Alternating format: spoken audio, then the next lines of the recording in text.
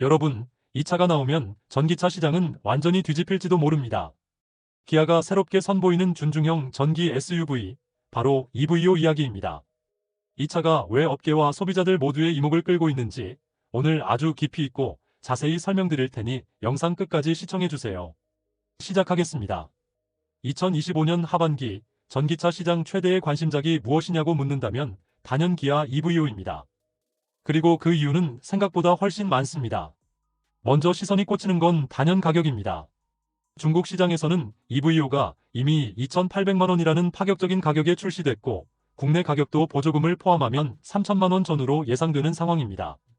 지금 전기차들, 특히 국내 중형급 전기 SUV들은 옵션 좀 붙이면 기본이 5천만 원, 6천만 원 훌쩍 넘기죠.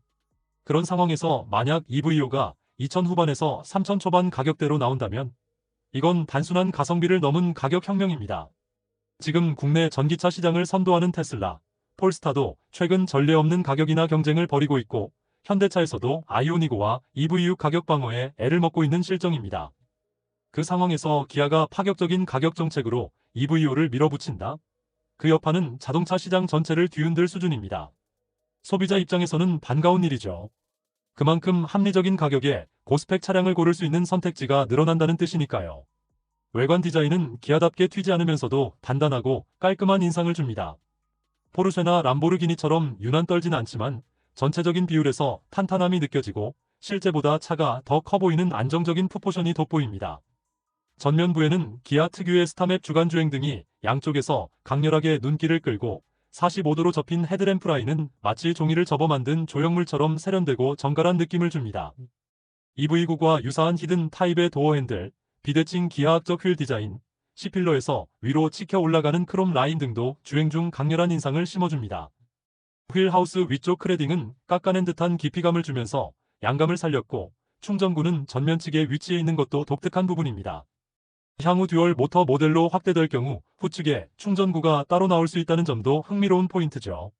실내로 들어가 보면 이건 단순한 준중형 SUV가 아닙니다. 완전히 새로운 차급의 실내 경험을 제공합니다.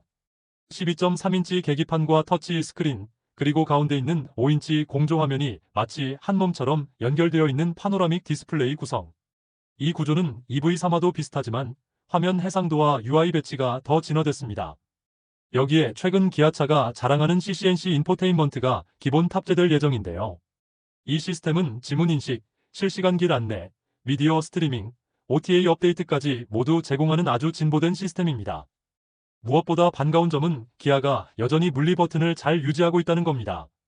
공조 조절, 풍량, 온도 조절, 비상등 같은 기능은 별도 버튼으로 따로 배치되어 있어 운전 중에도 직관적으로 조작이 가능합니다. 반면 미디어 조작부와 일부 스크롤 조작부는 터치 방식이라 이건 조금 아쉬울 수도 있겠네요. 하지만 전체적으로는 편의성과 조작성 모두를 고려한 설계라는 점에서 높은 점수를 줄 수 있습니다. 여기서 놀라운 포인트가 하나 더 있습니다. 바로 2열 냉온장고. 이게 기본 옵션입니다. 여러분, 이건 고급 대형 세단인 K9에서도 볼 수 없는 구성입니다. 각종 음료를 시원하게 또는 따뜻하게 유지할 수 있는 전자동 장치는 특히 여름이나 겨울에는 그 진가를 톡톡히 발휘할 겁니다. 게다가 2열에선 접이식 테이블, 3단계 등받이 각도 조절, 평평한 바닥, 풍부한 수납 공간까지 마련되어 있어 패밀리카로 부족함이 없습니다. 앞 좌석과 뒷좌석 모두에 USB-C 포트가 있고 은은하게 빛나는 실내 앰비언트 조명에서부터 파노라믹 루프까지 실내 전체가 깔끔하고 미래지향적이면서도 감성적인 감각이 가득합니다. 도어, 대시보드, 센터 콘솔까지 연결되며 이어지는 수평형 디자인은 체감 공간을 더욱 넓어 보이게 만들고 곳곳에 친환경 소재를 사용한 점도 의미 있는 변화입니다. 적재 공간 이야기 안 하고 갈 수 없죠. 트렁크에는 캠핑 피크닉 때 아주 유용하게 활용할 수 있는 접이식 테이블이 손잡이를 통해 딸깍하고 튀어나오게 설계되어 있습니다. 간단한 캔 음료나 라면, 노트북이나 책 정도 놓고 활용하기에는 최적의 구성. 평상시엔 그냥 트렁크 하단 적재 공간으로 쓰다가 필요할 때는 도킹 테이블처럼 활용 가능한 점, 이건 정말 아이디어 좋았습니다. 운전 성능과 전장 사양도 아주 기대됩니다. 이 차는 전장이 4615mm, 전폭은 1875mm, 축거, 즉 휠베이스는 2750mm입니다. 아이오닉5, EV6, 스포티지와 거의 유사한 사이즈죠. 특히 전기차 플랫폼을 기반으로 만들어져 실내 거주성은 소렌토 이상입니다. 롱레인지 모델의 경우 84kW시 배터리 탑재가 유력하고 1회 충전 주행거리는 최대 600km에 육박할 것으로 전망됩니다. 듀얼 모터, 그러니까 4바퀴 모두의 동력을 보내는 모델의 경우 최고 출력은 316마력, 정지 상태에서 시속 100km까지 도달하는 시간은 단 6.6초. 이 정도면 웬만한 고급 세단 수준의 가속 능력이죠. 충전도 빠릅니다. 고속 충전 기준 배터리 잔량 20%에서 80%까지 충전하는 시간이 불과 27분. 물론 아직 800V급 초고속은 아닌 400V 시스템이 적용될 가능성이 높지만 최근 배터리 자체의 가격이 40% 가까이 하락한 만큼 이 시스템도 가격 경쟁력을 위한 전략으로 보입니다. 주행 보조와 안전 사양 역시 완비되어 있습니다. 스마트 크루즈, 차선 유지 보조, 지능형 음성 인식 시스템을 통한 공조 조절, 내비게이션 제어까지 다 가능하고요. 360도 어라운드 뷰, 자동 주차 보조 시스템까지 탑재되어 있어 좁은 공간에서 주차 시에도 피로도는 최소화됩니다.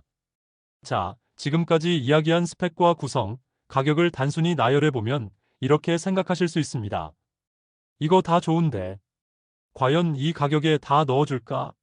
그런데 중요한 건 이미 EVO는 중국에서는 2,800만 원에 출시가 되었고 그보다 상품성을 보강한 한국형 모델이 가격은 3천만 원 초반대로 고지되고 있다는 점입니다. 물론 중국에서의 성적은 좋지 않았습니다. 출시 후 2년 사이 고작 5,000대 남짓. 이유는 뭘까요? 바로 현지에서는 BYD, 테슬라 같은 브랜드가 기술력이나 브랜드력, 가격 경쟁력에서 더 앞서 있었기 때문입니다.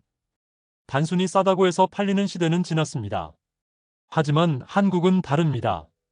기아차가 갖고 있는 브랜드 신뢰도, 소비자들이 전기차를 바라보는 기준, 그리고 수입차 대비 서비스 접근성 등을 고려하면 EVO는 굉장히 강력한 카드가 됩니다.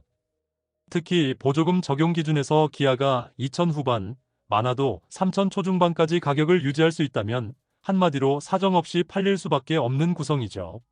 지금 전기차 시장은 테슬라가 가격 파괴를 일으키면서 모든 브랜드들의 수익 구조를 흔들고 있습니다. 여기에 기아 EVO 같은 모델이 뛰어들면 시장은 전면 재편됩니다. 일부 브랜드, 예를 들어 KGM이나 쌍용 같은 소규모 제조사들은 경쟁이 쉽지 않을 겁니다. 기존 전기차처럼 컨셉만 좋고 가격은 미친 듯이 비싼 구조는 이제 설 자리가 점점 없어지는 거죠. 결론적으로 EVO는 단순한 새 차가 아닙니다. 자동차 시장의 구조 자체를 새롭게 짤 수 있는 핵심 변수이자 소비자 입장에서는 더 이상 안 살 이유가 없는 차로 완성될 가능성이 높습니다. 이제 기아가 진짜 가격만 제대로 내놓는다면 올해 하반기 자동차 시장의 승자는 거의 확정된 셈이죠. 지금까지 EVO의 모든 것에 대해 정리해드렸습니다. 이 영상이 유익하셨다면 구독, 좋아요, 알람 설정 꼭 부탁드리고요. 지금이 자동차 시장을 가장 재밌게 볼 수 있는 시기. 앞으로도 신차, 비교 분석, 소비자 선택에 도움되는 콘텐츠로 곧 다시 찾아뵙겠습니다. 감사합니다.